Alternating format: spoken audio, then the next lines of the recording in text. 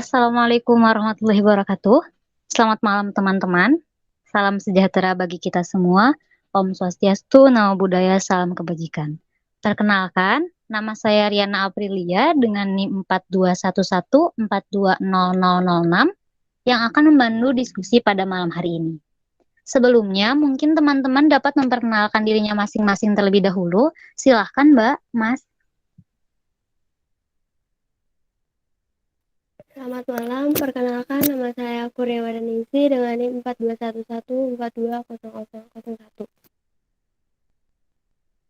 Perkenalkan, nama saya Mayumi Nabila Nur Cahyani dengan NIM 4211420002.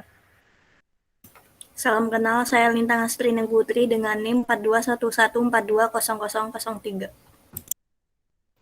Halo, nama saya Heri Agustian Gilang Fernando, NIM 4211420004.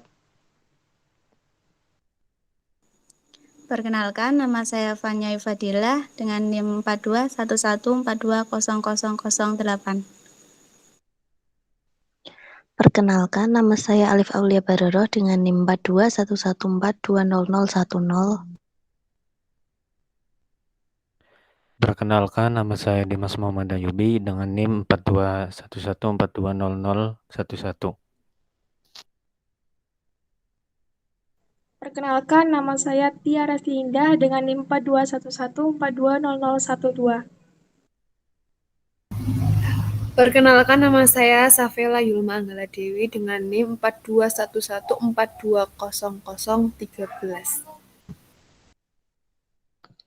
Baik, terima kasih teman-teman.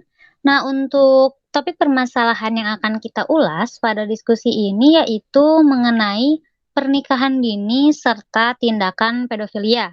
Karena seperti yang kita ketahui bersama, akhir-akhir ini media sosial diramaikan berita tentang salah satu stasiun TV yang menayangkan film dengan alur cerita yang mengandung kedua unsur tersebut. Mungkin teman-teman juga mengetahui tayangan diskusikan terkait pernikahan dini. Sebelumnya, saya ingin mengulas sedikit istilah pernikahan dini sebenarnya tidak dikenal dalam Kamus Besar Bahasa Indonesia. Saya mengutip dari bukunya Abdi Koro yang berjudul Perlindungan Anak di Bawah Umur dalam Pernikahan Usia Muda dan Perkawinan Siri, disebutkan ada istilah yang lebih populer, yaitu pernikahan pada usia di bawah umur, yang memiliki arti pernikahan pada usia seseorang belum mencapai usia dewasa. Adapun dalam istilah internasional, pernikahan dini ini dikenal dengan istilah marriage, maksudnya pernikahan yang terjadi pada anak di bawah umur 18 tahun. Nah, pembatasan usia ini sesuai dengan batas usia perlindungan anak yang telah ditetapkan dalam saya research dan melihat sumber-sumber, ternyata perkawinan di bawah umur memang telah menjadi masalah tersendiri di banyak negara begitu. Jutaan orang menikah pada usia dini. Bahkan ada satu sumber yang menyebutkan hampir sepertiga dari anak-anak muda di negara berkembang sudah menikah pada usia dini. Lalu, bagaimana sih tanggapan teman-teman terkait isu tersebut? Mungkin teman-teman bisa memberikan pandangannya masing-masing.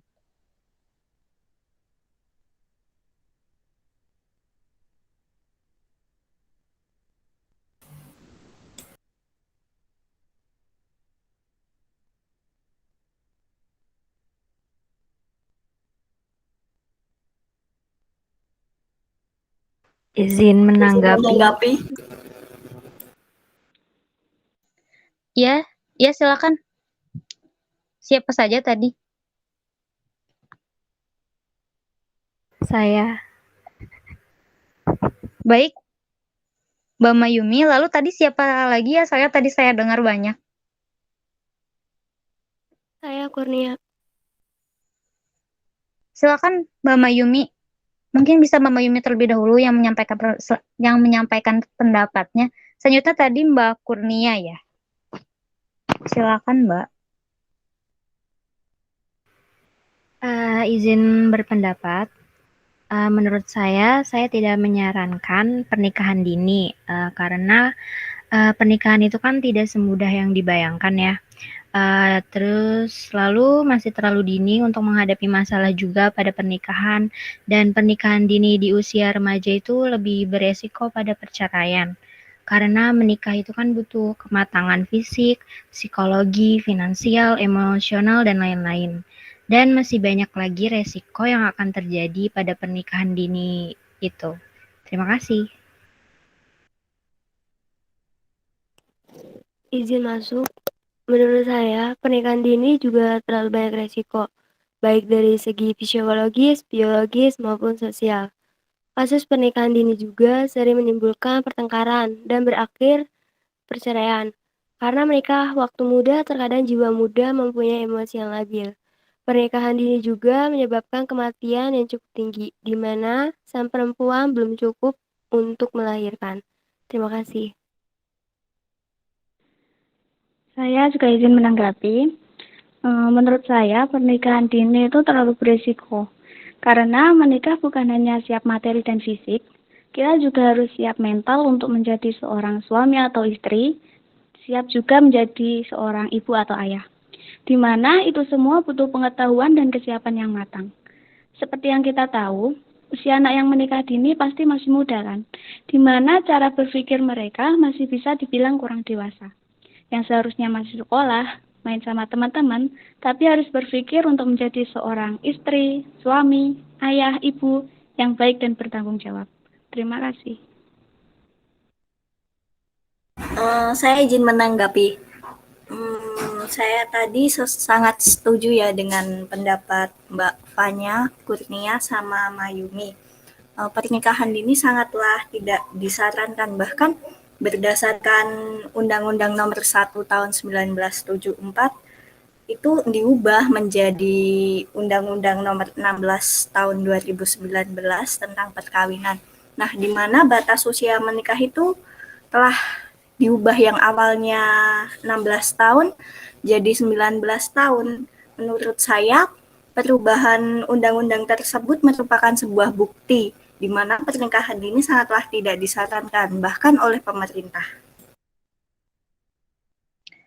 Baik, terima kasih Mbak Mayumi, Mbak Kurnia, Mbak Fanya, dan tadi yang terakhir Mbak Lintang ya. Terima kasih atas pendapat yang telah disampaikan. Sedikit mengulas, jadi mungkin tadi intinya sama ya, menyoroti dari aspek psikologi anak, lalu fisik, dan resiko-resiko yang mungkin akan timbul apabila menikah pada usia dini. Saya menurut undang-undang. Mungkin teman-teman yang lain nih, ada yang ingin menyampaikan pendapat lagi, bisa setuju, atau mungkin ada pertimbangan lain gitu. Silakan.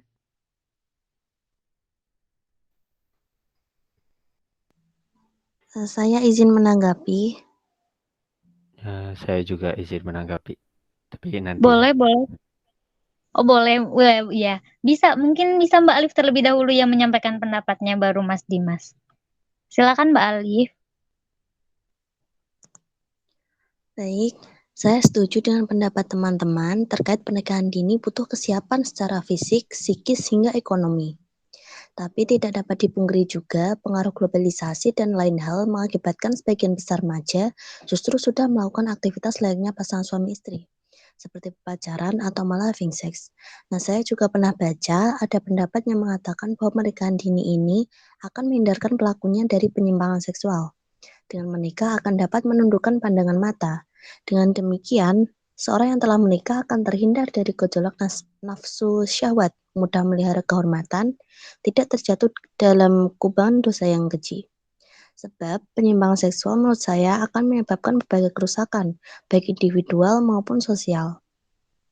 Penyimpangan tersebut adalah zina, homoseksual, lesbian, onani, atau masturbasi. Dengan demikian, nikah merupakan sarana penting untuk memadamkan gejolak syahwat. Sebab jika syahwat manusia telah bergejolak dan tidak menemukan pelampiasannya yang halal, maka gejolak syahwat itu akan mencari pelampiasannya yang haram dengan berbagai macam perbuatan maksiat. Jadi dengan pernikahan dini bisa meminimalisir terkait kemungkinan terjadinya tindakan asusila dengan dalih karena nafsu yang tidak terbendung atau hilaf. Selain itu, pandangan masyarakat terkait pernikahan dini juga banyak yang setuju. Terima kasih.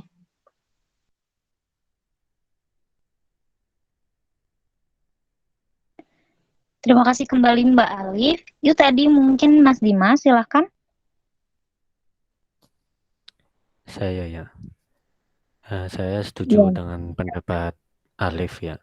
Ada beberapa sisi positifnya, seperti menambah sifat dewasa dan bersabar. Seperti yang dikutip dari salah satu narasumber yang penulis wawancarai yang bernama Angel, ia berkata bahwa setelah nikah, aku jadi lebih bersabar, lebih dewasa, lebih bisa menyelesaikan masalah dengan kepala dingin. Sebelum nikah, sifat aku kebalikan dari semua itu. Kalau sama suami pasti ada yang namanya masalah, tapi masih bisa diselesaikan dengan kepala dingin. Namanya dua kepala jadi satu kan gak gampang. Banyak beda pendapat. Di sisi lain, pernikahan yang sesegera mungkin bisa mencegah pergaulan bebas. Tentu ini kasus yang sering terjadi di negara ini. Dengan mempercepat pernikahan akan menjauhi masyarakat dari pergaulan bebas. Selain itu, bisa mengurangi beban orang tua karena kita dituntut untuk mandiri untuk menghidupi diri sendiri setelah nikah. Namun tentunya ada beberapa hal yang perlu diperhatikan akan hal ini, seperti persiapan yang matang, kesiapan mental, dan kemampuan untuk hidup berkeluarga. Menurut saya seperti itu. Baik. Terima kasih Mbak Alif dan Mas Dimas atas pendapatnya. Jadi Mbak Alif sama Mas Dimas ini punya pemikiran lain ya terkait pernikahan dini. Menurut kalian berdua, pernikahan dini juga mempunyai beragam manfaat gitu ya. Nih, tapi saya ingin menyinggung sedikit terkait pendapat Mbak Alif tadi ya. Kan tadi Mbak Alif menyebutkan kalau pernikahan dini itu bisa menjadi apa ya? Tameng kalau misalnya ada tindakan seksualitas sebelum usia dewasa begitu. Nah, menurut saya rasa kalau masalahnya tentang kekhawatiran akan adanya tindakan asusila yang mungkin terjadi sebelum berumur 19 tahun, itu sudah ada aturannya Mbak, begitu. Nah, menurut undang-undang, begini, seandainya terjadi hal-hal yang tidak diduga, misalnya mereka yang belum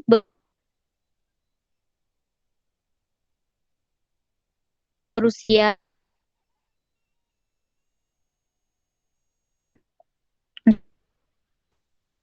karena pergaulan bebas seperti kumpul kebo dan sebagainya, sehingga wanita tersebut hamil sebelum perkawinan, maka menurut pasal 7 ayat 3 Undang-Undang tahun 1974, mereka dapat meminta syarat dispensasi perkawinan. Lalu itu bisa diajukan oleh orang tua atau walinya. Jadi, kekhawatiran terkait adanya tindakan seksualitas di bawah umur tidak serta-merta menjadikan pernikahan dini ini yang teman-teman lain bisa jadi ada yang berbeda pendapat sama saya itu. Silakan. Saya ingin berpendapat.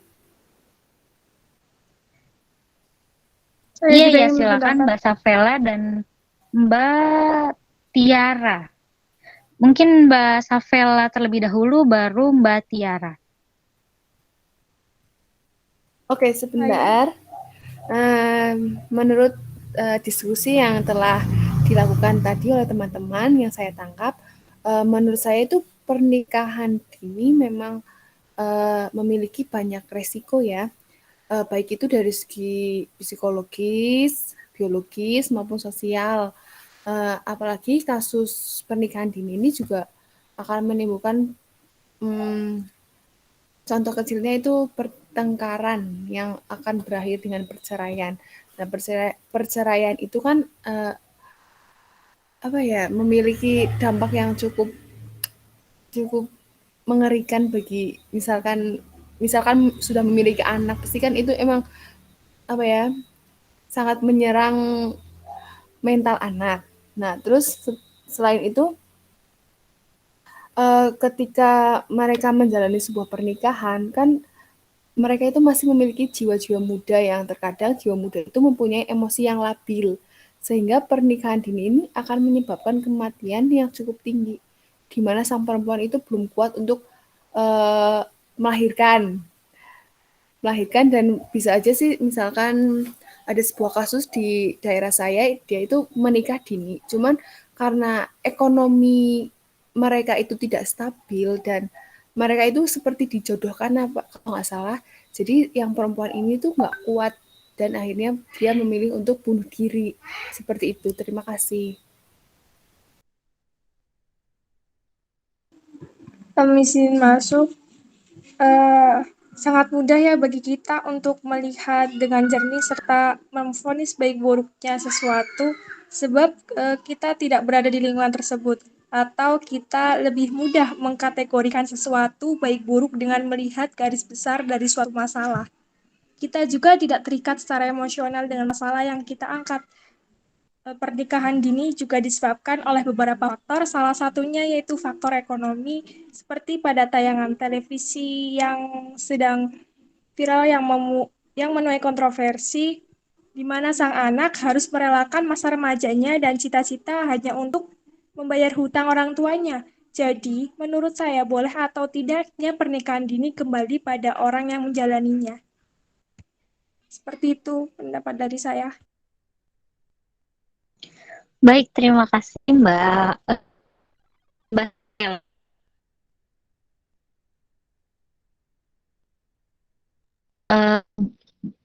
Resiko untuk adanya perceraian ya. Saya juga setuju dengan pendapat Mbak Tiara, kita tidak boleh langsung menjudge karena kita tidak berada di situasi tersebut. Berikutnya, apakah ada yang ingin menyampaikan pendapat lain mengenai hal ini? Saya Rio izin berpendapat. Jadi Ya, silakan Mas. kan sudah dibahas mungkin dari sisi psikologi, hukum dan lain sebagainya. Nah, sekarang kita akan lihat dari aspek ekonomi. Salah satu pemicu dari pernikahan dini adalah keluarga yang berada di bawah garis kemiskinan. Berapa masyarakat Indonesia yang berada di garis kemiskinan, di bawah garis kemiskinan? Data pada September tahun 2021, jumlah penduduk miskin di Indonesia adalah 10,9% atau 27,55 juta orang. Misalnya kita ambil pengandaian, bayangkan kita menjadi orang tua yang punya banyak sekali anak, dan pekerjaan kita penghasilannya rendah misalkan. Misalkan penjualan pempek keliling komplek, ya mentok-mentok bisa sampai ke komplek sebelah lah. Penghasilan kita kan memang sudah mentok ya untuk makan sehari-hari lah. Ya mungkin bisa menyekolahkan beberapa anak kita. Terus ditambah lagi misalkan di sini kan sekarang kan masih ada pandemi di mana penghasilan seperti penjual pempek keliling dan juga pekerjaan-pekerjaan yang hampir sama seperti itu penghasilannya berkurang drastis. Kalau penghasilannya berkurang dan beban kita itu tetap sama, kan kita ada dua pilihan. Pertama, kita bisa menambah penghasilan, dan yang kedua, kita bisa mengurangi beban. Kalau kita tidak bisa menambah penghasilan, kan yang bisa kita lakukan adalah mengurangi beban. Dan bagaimana caranya? Yaitu dengan salah satunya adalah dengan menikahkan anak wanita kita, anak perempuan kita yang mungkin umurnya ya masih belasan, katakanlah 16, 17, 18-an lah. Ya mungkin kalau kita lihat itu, dilihat masyarakat ya, sudah kelihatan macem lah untuk menikah. Ya mungkin kita memang tidak ingin begitu, tidak ingin menikahkannya. Tapi bagaimana lagi? Kalau kita sudah tidak bisa berhutang, penghasilan juga tidak menentu, dan kita tidak bisa menambah penghasilan lain, sejauh ini mungkin itu jalan yang terbaik yang terpikirkan. Dan kita juga berharap si perempuan ini tuh paham mengenai hal atau keputusan yang telah kita ambil. Lalu biasanya untuk pernikahan dini atau yang tidak diinginkan itu pasangannya katakanlah di sini kita lihat dari sudut dari keluarga perempuan, berarti cari pasangan laki-laki, pasti keluarganya cari yang pasangannya ini mapan, yang sekiranya bisa menghidupi si anak perempuan ini.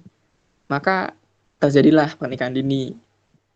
Banyak di lingkungan masyarakat yang menikahkan dini anaknya sebelum waktunya pada orang yang lebih tua di atas anaknya, dan tentu jelas lebih mapan di atas keluarganya. Dan alasannya sebenarnya cukup masuk akal. Untuk pertama tadi jelas biar ekonominya itu tidak bermasalah dari segi keluarga dan menghindari zina. Dan kalau kita lihat dari sudut pandang si anak perempuan, mungkin dia bisa berpikir kalau dia ini dijodohkan, orang tuanya konservatif, seperti zaman Siti Nurbaya, dan dia depresi, dan lain sebagainya, yang seperti itu. Ya, sedikit banyak mungkin perasaan si atau pikiran si anak perempuan ini ada benarnya. Karena pada Pancasila, sila yang kelima, yang bunyinya keadilan sosial bagi seluruh rakyat Indonesia, tentu si anak perempuan ini bisa dikatakan haknya dalam memilih pasangan diambil dan harus menikah dini disebabkan oleh perintah dari orang tuanya.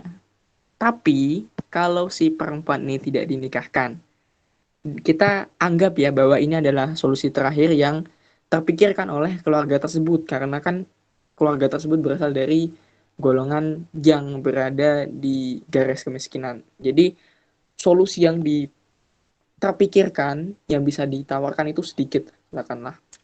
Nah, bisa jadi kalau si anak perempuan ini tidak jadi dinikahkan, bisa jadi saudaranya malah putus sekolah karena kan penghasilannya berkurang dan bebannya itu tetap. Bisa jadi anaknya ada yang putus sekolah, bisa saja ada yang malnutrisi, ada mungkin saudaranya itu malah perlu bekerja pada usia yang cukup muda. Ini kan nanti ada masalah lain. Dan bisa jadi orang tua malah banyak gaduhnya di rumah. Nanti malah jadinya KDRT. Nah, bisa jadi ya itu ya itu bisa saja terjadi. Dan itu ada sebenarnya di lingkungan kita ini ada.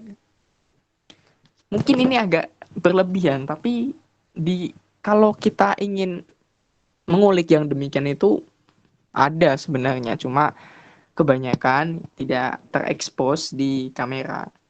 Dan di Nusantara ini ya perlulah adanya edukasi yang demikian. Nah, yang perlu digarisbawahi di sini adalah bisa jadi kalau nikah muda ini harus dilakukan keluarga agar tidak terjadi chaos yang lebih parah. Pada kasus ini, solusi yang dapat dilakukan adalah dengan memberikan pendidikan yang baik dan kalau bisa pendidikan yang tinggi kepada adik-adik yang berada di garis kemiskinan. Agar apa? Agar taraf hidup yang adik-adik tersebut itu dapat meningkat dan akalnya terdidik. Jadi biarpun pendidikan tersebut tidak membuat si anak tersebut kaya, si anak ini tetap memiliki kepandaian untuk mengambil keputusan dan pandangannya luas. Itu dari saya, terima kasih. Mungkin ada yang ingin menanggapi. Izin masuk, saya sangat setuju ya dengan pendapatnya Mas Rio. Karena hal itu sangat sesuai dengan tujuan bangsa Indonesia ya, yaitu mencerdaskan kehidupan bangsa. Walaupun merupakan generalisir, memberikan pendidikan yang mudah dijangkau bagi masyarakat itu meningkatkan taraf hidup dan cara berpikir individu ya, sehingga pernikahan dini itu bisa berkurang karena para orang tua sadar bahwa pernikahan dini ialah sesuatu hal yang tidak baik. Mungkin hanya sedikit yang dapat saya tambahkan. Terima kasih.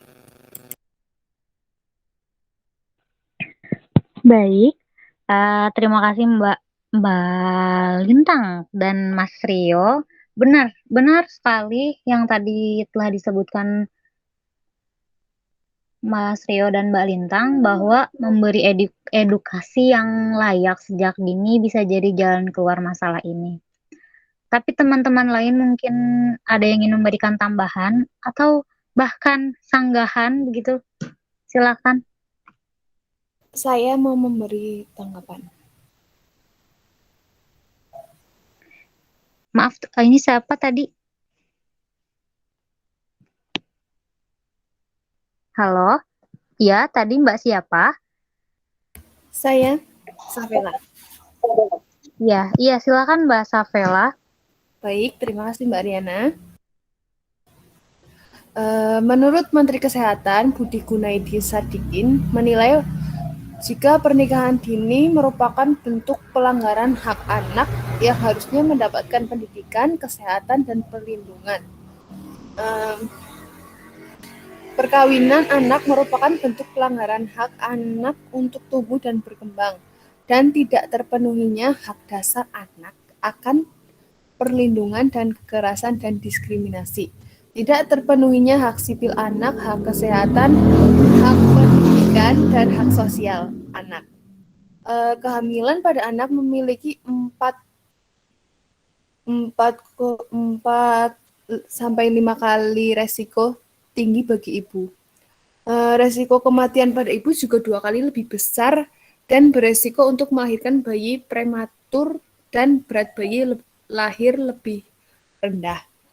Nah, kedua hal ini merupakan resiko yang tinggi untuk menjadi stunting. Dalam membina pernikahan, seseorang membutuhkan kesiapan fisik, mental, spiritual, dan sosial. Karena itu, sebaiknya kita menunda usia pernikahan, memberikan kesempatan kepada anak-anak untuk tumbuh dan berkembang mencapai potensi terbaiknya dan menjadi sumber daya yang berkualitas. Sebab kehamilan pada anak akan berpengaruh terhadap kesehatan ibu dan bayi yang akan dilahirkan. Dengan demikian, pencegahan pernikahan anak sangatlah penting untuk mewujudkan derajat kesehatan manusia yang optimal. Terima kasih. Baik, Mbak Safela. Iya, silakan Mbak Kurnia. Tadi izin menanggapi. Iya, silakan Mbak. Baik, terima kasih. Betul seperti yang sudah dijelaskan oleh teman-teman saya yang tadi, memang terkadang orang tua memaksakan anaknya untuk melakukan pernikahan dini. Mungkin sebagian dari mereka tahu bahwa pernikahan dini mempunyai banyak resiko. Tetapi pemikiran orang tua untuk menikahkan anaknya lebih cepat yaitu, jika sang anak sudah menikah, maka biaya hidup akan berkurang. Sehingga orang tua beranggapan sang anak itu, dalam tanda kutip, yaitu beban keluarga. Padahal belum tentu sang anak selamanya menjadi beban keluarga. Bisa saja sang anak sukses dengan jalannya sendiri, tetapi hal tersebut sudah melekat terhadap pandangan orang tua sejak dahulu. Akan tetapi, saya juga berpikir bahwa tidak selamanya pernikahan dini menimbulkan efek negatif. Contohnya, kita dapat menghindari zina. Selain itu, perihal fisik untuk melahirkan, seperti yang dikatakan Mbak Safela, setiap pasangan bisa menunda momongan terlebih dahulu. Terima kasih. Ya, terima kasih Mbak Kurnia dan Mbak Safela.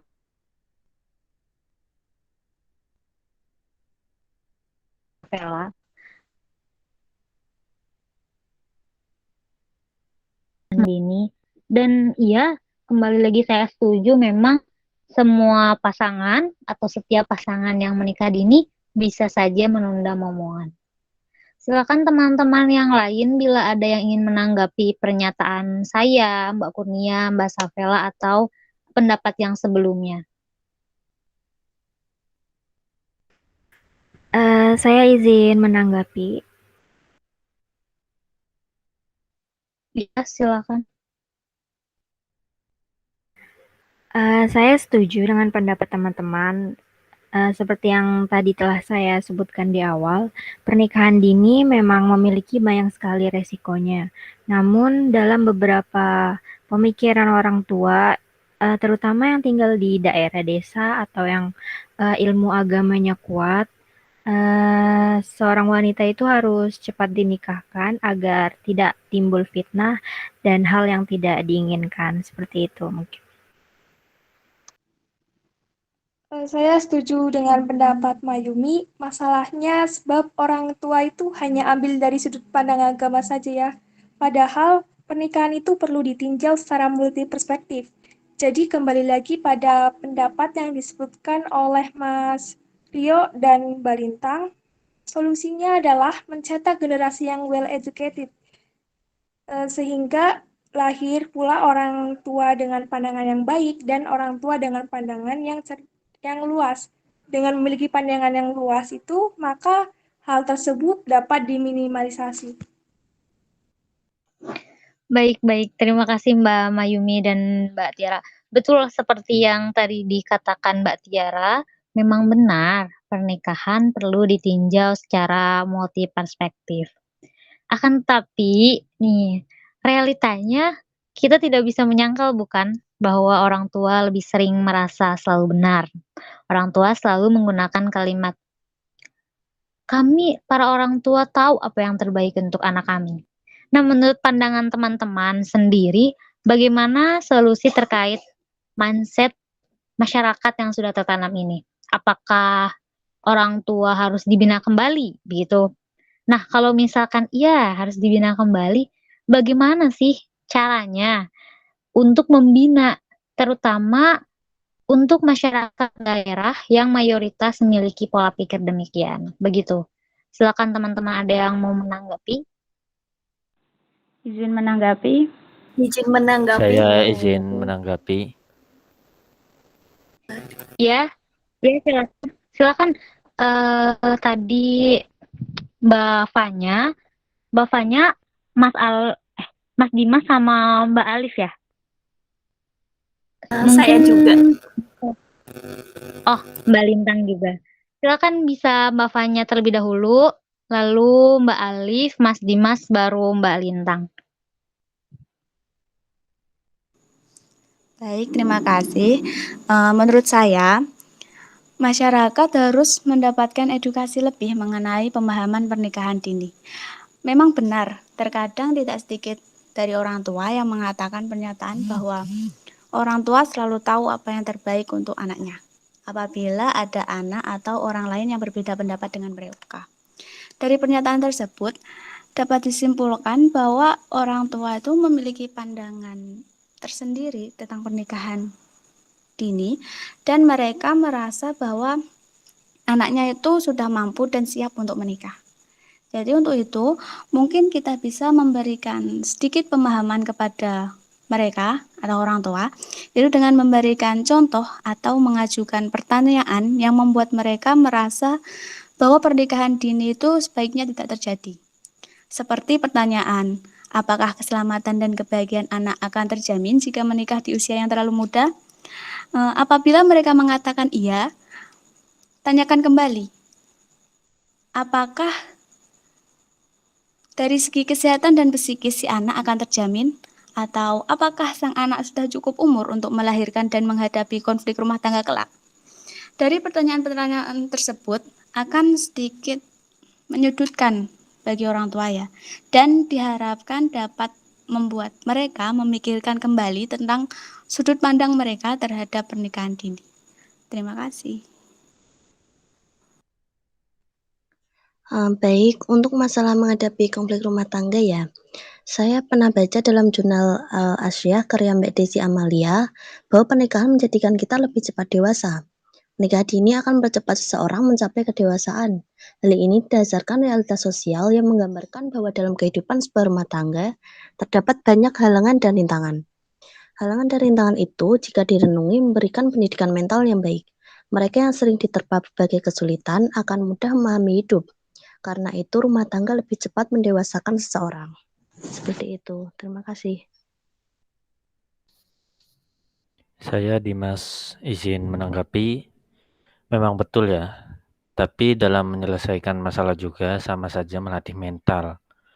Menurut salah satu artikel yang saya baca, Pernikahan dini juga dapat menyebabkan mental sang anak sedikit terguncang. Bayangkan saja nih ya, anak remaja yang masih sangat rentan terbawa arus pergaulan negatif dan ego yang tinggi mau tidak mau harus menyelesaikan permasalahan yang rumit. Nah, jika ia sanggup dan permasalahan makin kian melebar, bisa-bisa dia mengalami stres hingga depresi.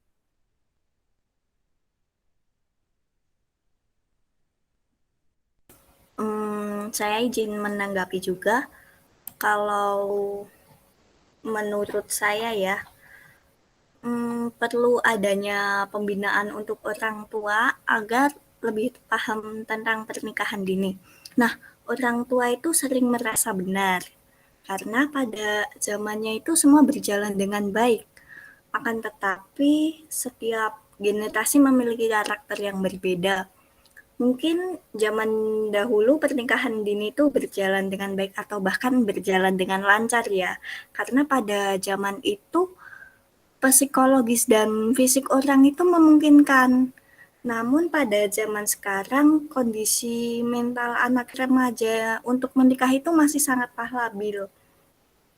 Mereka belum bisa manage atau mengatur rumah tangga di usia itu ya. Belum bisa menjaga ego maupun emosi dan sebagainya yang mungkin berbeda dengan orang zaman dahulu.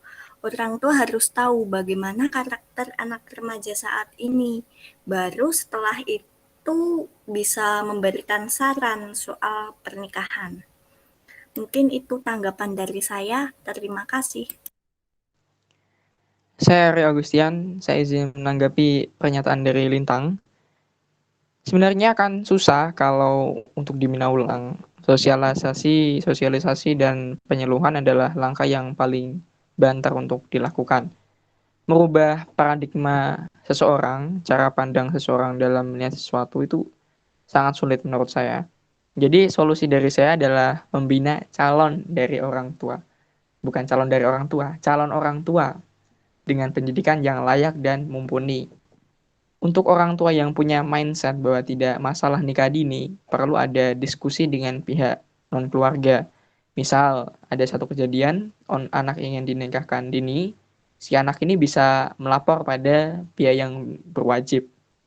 Diharapkan pihak ketiga tersebut, misalnya Komisi Perlindungan Perempuan dan Anak, dapat memberikan penjelasan yang lebih relevan dan dapat dicerna oleh keluarga. Nah, itu dari saya. Terima kasih. Baik. Terima kasih teman-teman atas tanggapannya. Saya juga setuju dengan pendapat teman-teman yang mengatakan bahwa pernikahan dini mempunyai manfaat tersendiri ya. Begitupun sebaliknya, saya juga setuju.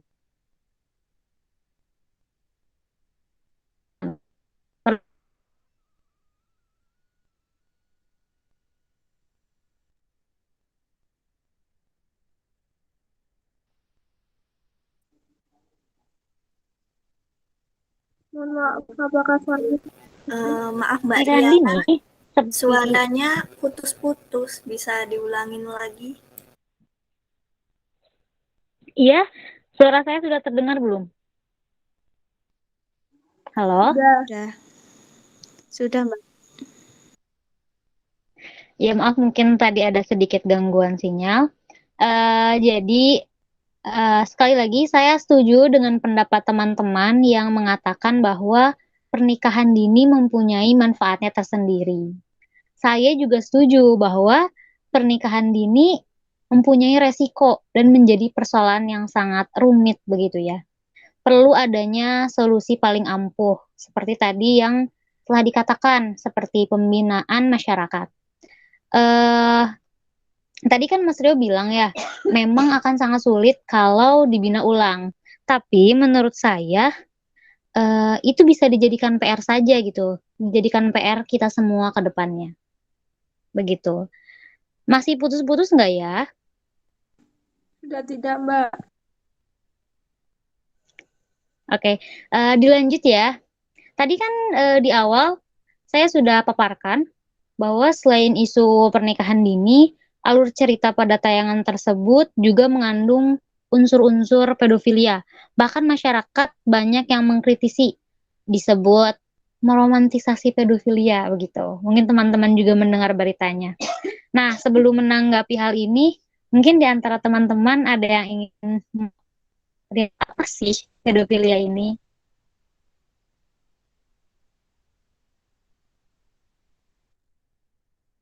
Ya.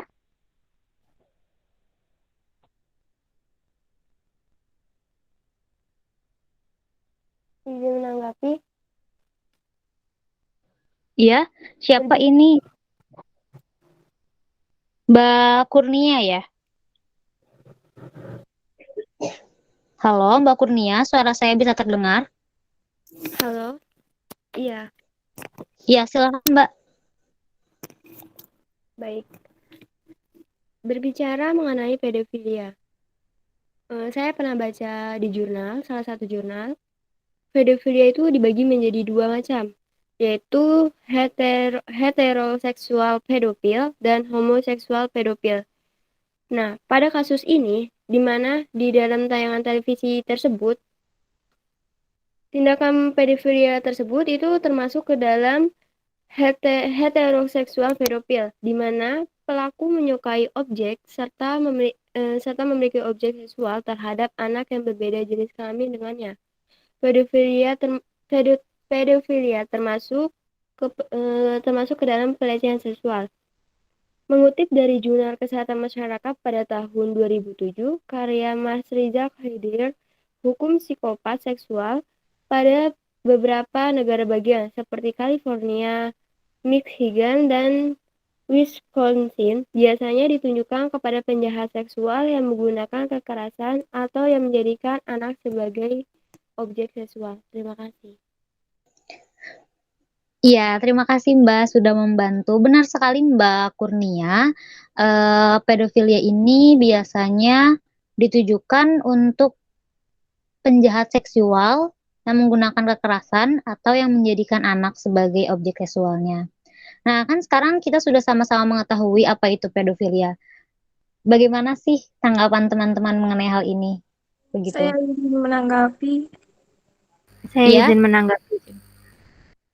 Ya, Mbak Tiara dan Mbak Tiara, Mbak Mayumi, lalu Mbak Fanya ya.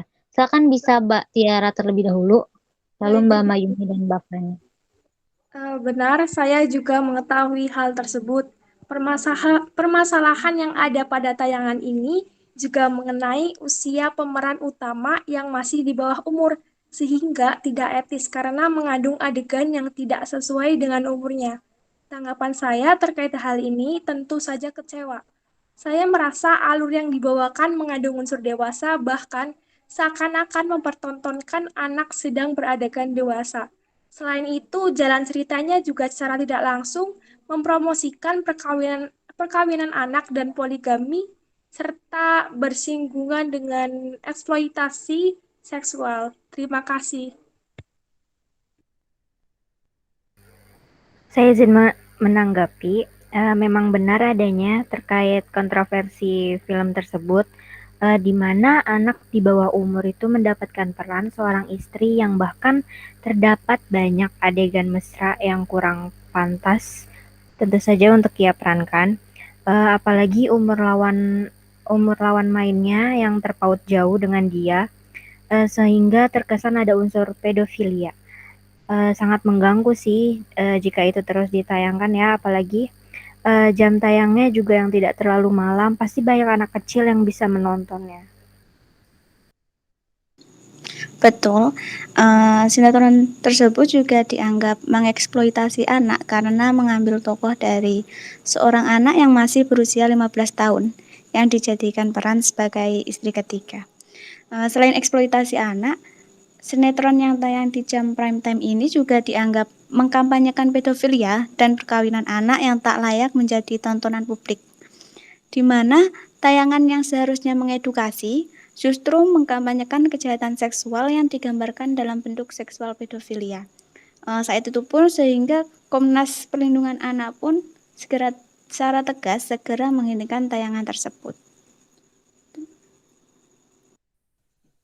Baik, terima kasih Mbak Fanya. Dan tadi Mbak siapa ya? Mbak Mayumi ya? Sama Mbak Tiara juga, maaf. Saya juga berpikir demikian. Sangat risih ya apabila tontonan yang seharusnya mendidik malah menampilkan hal-hal semacam itu. Nih dalam realitanya pun masih banyak terjadi tindakan pedofilia, baik anak-anak di daerah maupun di perkotaan. Ini mungkin teman-teman kalau misalnya suara saya putus-putus lagi bisa diinterupsi ya. Nah, terus adanya masalah ekonomi dan sosial juga berdampak pada peningkatan skala dan kompleksitas yang dihadapi anak Indonesia. Hal ini ditandai dengan makin banyaknya anak-anak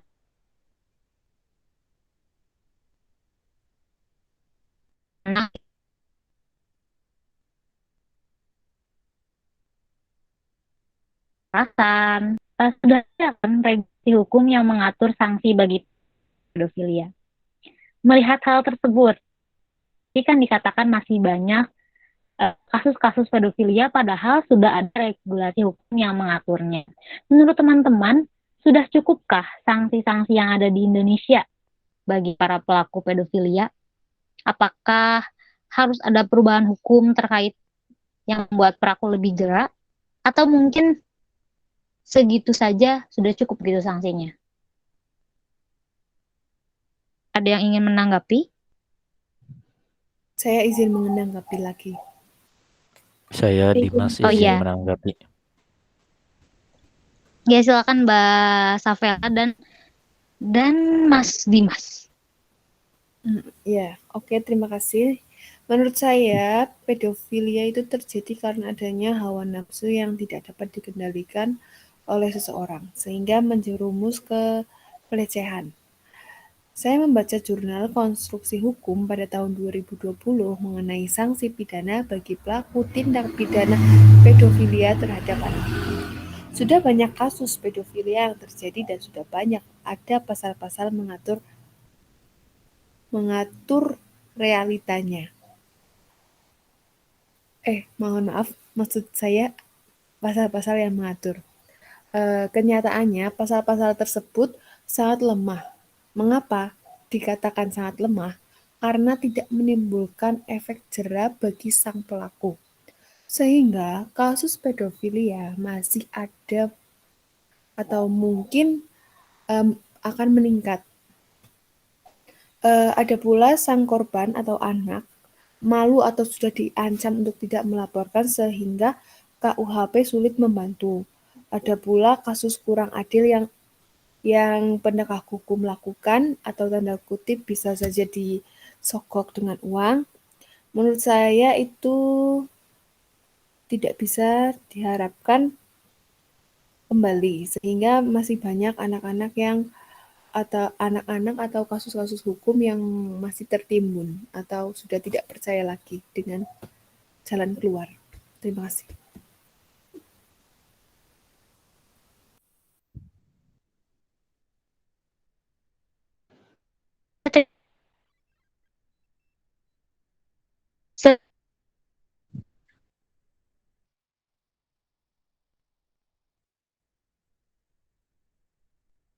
Halo Mas Dimas, bisa terdengar suara saya?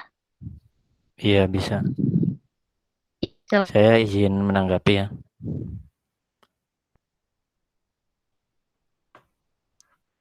Betul sekali ya apa yang tadi dikatakan Mbak Safela. Ada juga faktor lain seperti keluguan dan rasa ingin tahu yang kuat terhadap kehidupan seksualitas yang menjadi ciri-ciri khas anak-anak. Inilah yang dimanfaatkan pelaku pedofil ya untuk menjerat korbannya. Karena itu dalam kasus pedofilia penekanannya lebih pada bentuk eksploitasi dan manipulasi yang muncul sebagai akibat ketidakseimbangan atau imbalance of power antara pelaku dan anak-anak yang menjadi korbannya.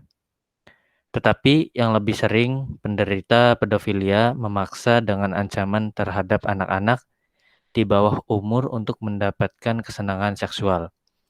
Pada masyarakat tradisional, Kasus-kasus pedofilia seringkali dikaitkan dengan upaya seseorang mencari kesaktian atau kekebalan. Pedofilia sendiri sudah menjadi jaringan internasional dan Indonesia merupakan salah satu daerah tujuan kaum pedofilia. Tidak heran, di daerah-daerah wisata Indonesia yang sering dikunjungi wisatawan asing dijadikan surga praktek pedofilia.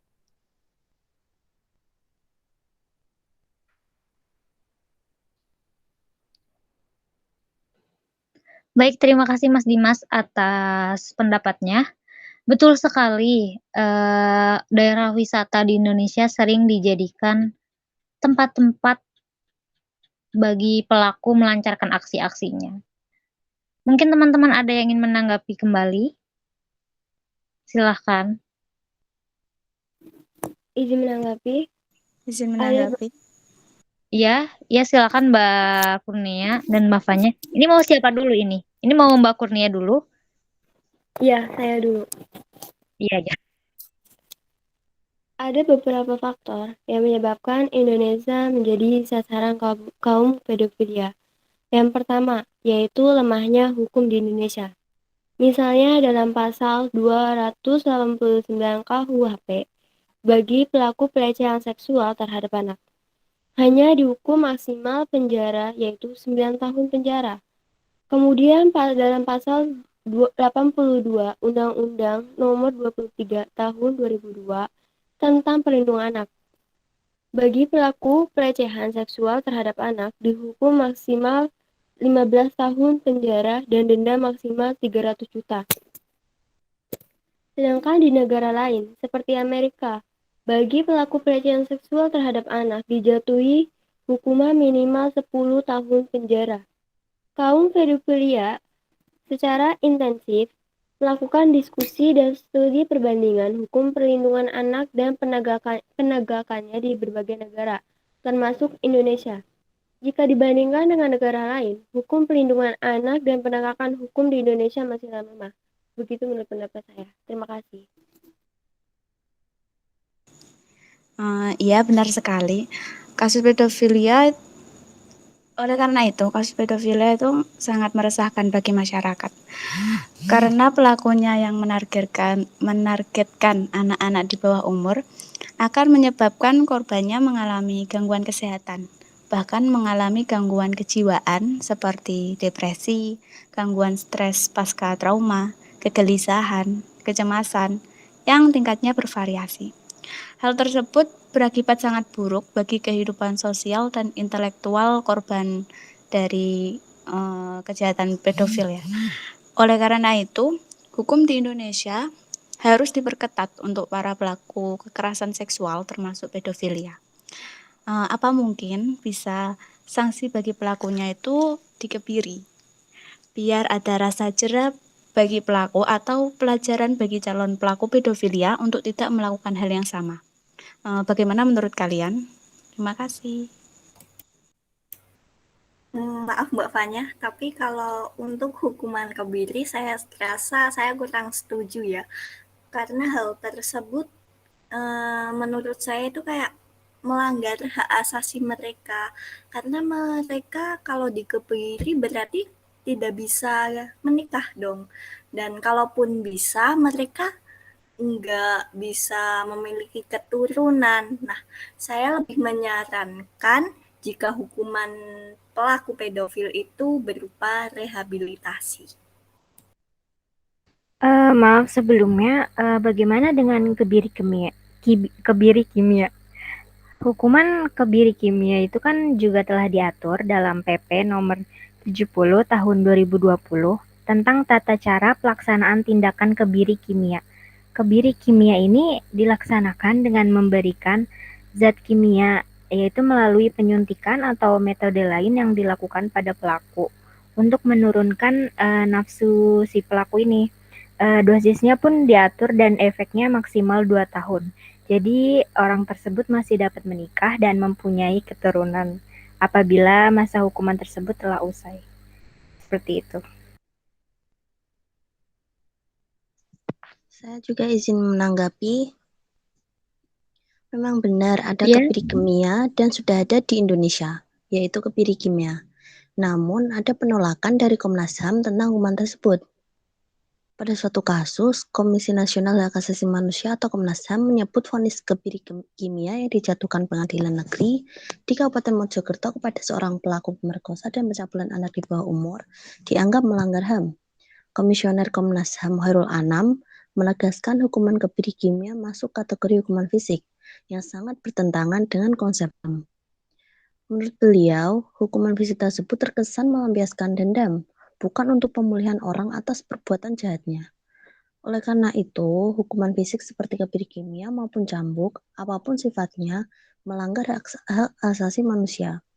Namun, beliau juga mengatakan aksi pelaku yang memerkosa 9 anak dianggap pelanggaran berat HAM.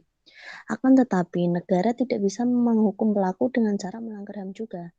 Maka dari itu, Komnas HAM meminta dibatalkannya Perpu yang mengatur hukuman fisik. Mungkin itu pendapat dari saya. Terima kasih. terima kasih.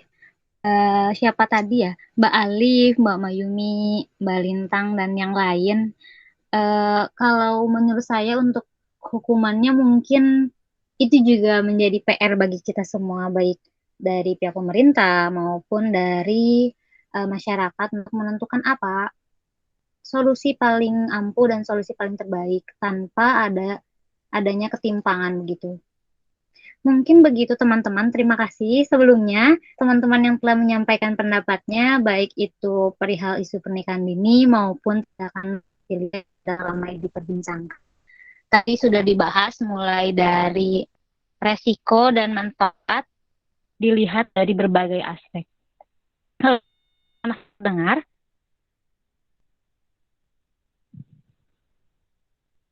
Halo? Maaf Mbak Riana, bisa diulangi suaranya putus-putus. Sekarang suara saya masih putus-putus enggak? Sekarang sudah tidak. Baik. Kan tadi sudah dibahas ya, mulai dari resiko, manfaat, dilihat dari berbagai aspek. Itu juga cara pandang masyarakat hingga regulasi hukum terkait. Bahkan tadi juga sempat disinggung mengenai solusi-solusi lain ya. Nah, berdasarkan diskusi yang telah dilakukan, mungkin dapat diambil kesimpulan bahwa pernikahan dini sudah jelas dampak kurang baiknya. Kita semua, saya rasa sudah tahu dan sepaham bahwa pernikahan dini lebih banyak buruknya begitu ya, timbang baiknya. Oleh karena itu, perlu ada langkah nyata yang dilakukan dengan pemberian edukasi ataupun penegakan hukum yang ketat begitu. Dan tidak berbeda pula dengan tindakan pedofilia. Perlu adanya kerjasama antara masyarakat, pemerintah, serta penegak hukum. Harus ada keadilan yang seadil-adilnya tanpa ada indikasi ketimpangan hukum terhadap korban maupun pelaku. Seperti tadi kan Kebiri itu ada indikasi ketimpangan hukum pada pelaku yang mana hukuman tersebut melanggar HAM. Jadi mungkin menurut saya mari kita sama-sama saling melindungi. Itu bukan sekadar hanya untuk kamu, tapi untuk orang lain yang mungkin lebih lemah dari kamu. Dari saya pribadi mungkin ingin minta maaf apabila ada kesalahan dan kekurangan selama memandu diskusi ini. Terima kasih. Wassalamualaikum warahmatullahi wabarakatuh. Waalaikumsalam warahmatullahi wabarakatuh. Waalaikumsalam warahmatullahi wabarakatuh. Terima kasih. Terima kasih. Waalaikumsalam warahmatullahi wabarakatuh. Terima kasih.